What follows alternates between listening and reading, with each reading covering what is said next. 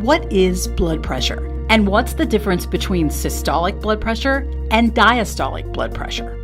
Blood pressure is a measurement of the pressure within the blood vessels as the heart pumps blood, and then the pressure within those blood vessels in between pumps. And so oftentimes people ask me which one matters, and it's absolutely the case that they both matter. And so we want to look for healthy target blood pressures for both the systolic and diastolic blood pressure. What is considered a normal blood pressure? Current blood pressure guidelines say that we should be looking for target blood pressures below 140 systolic and below 90 diastolic. There may be a little bit of room as we age for the systolic pressure to be slightly higher than that. At what pressure reading do you start to become concerned as a physician? I think it really depends patient to patient, but I think those guidelines need to be very much in mind. I'm a believer in home blood pressure monitoring. If someone has borderline blood pressure or high blood pressure, it's very helpful to know what's that blood pressure look like at different times of day in different settings. What health problems are associated with high blood pressure? High blood pressure is associated with an increased incidence in heart disease, more likelihood of heart attack, stroke, congestive heart failure, kidney disease. These are all good reasons that we need to pay close attention to blood pressure and see that as a warning sign of possible diseases coming down the road. What causes high blood pressure? High blood pressure is caused by a number of factors. Genetics contributes, but there's an awful lot that is lifestyle driven. Things like carrying extra weight, high sodium diet, a lack of activity or exercise. All these things can contribute to high blood pressure. Smoking contributes, alcohol consumption contributes.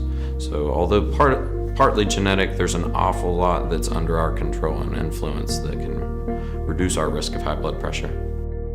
Are there noticeable signs and symptoms of high blood pressure? Some people will experience symptoms with elevated blood pressure.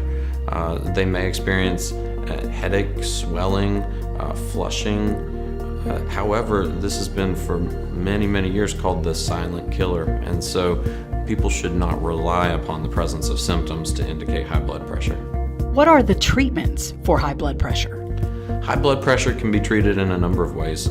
Starting out, oftentimes increased attention to diet and exercise, decreasing sodium, increasing water intake, losing excess weight. These things can all have an incredible effect on blood pressure. And then, of course, medication is an option as well. Tell us more about blood pressure medication. There are a number of classes of medications used in the treatment of blood pressure, and these medications are all different from each other, and the situations in which they should be used differ as well. And so a treating physician will often be considering things like the patient's gender, age, weight, ethnicity in the treatment of their blood pressure. And so it ends up being a very specific plan patient to patient.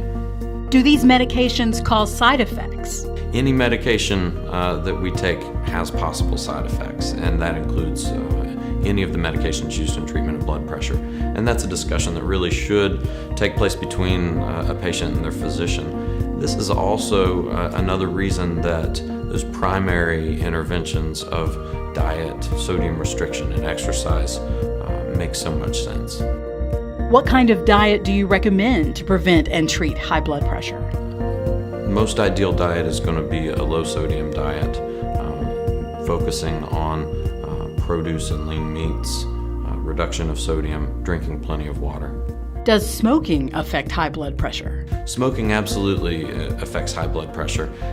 Nicotine is a vasoconstrictor, and what that means is it does this to a blood vessel. It shrinks it down, and so as the size of that blood vessel shrinks, the pressure inside it goes up. And so this is something that the typical smoker is going to 20 times or more a day shrink their blood vessels and increase that pressure. If I go to a health screening and I'm told that I have high blood pressure, what should my next step be? I think this is incredibly important, and this is a valuable piece of information. This is one of the most useful things that can come from a health screening is putting something dangerous on the radar before it becomes a problem. So I would encourage patients to immediately schedule an appointment with their physician to follow up on that. To check the dates of upcoming St. Mary's health screenings, please go to our website at st-marys.org or call the St. Mary's Wellness Hotline at 304-526-6670.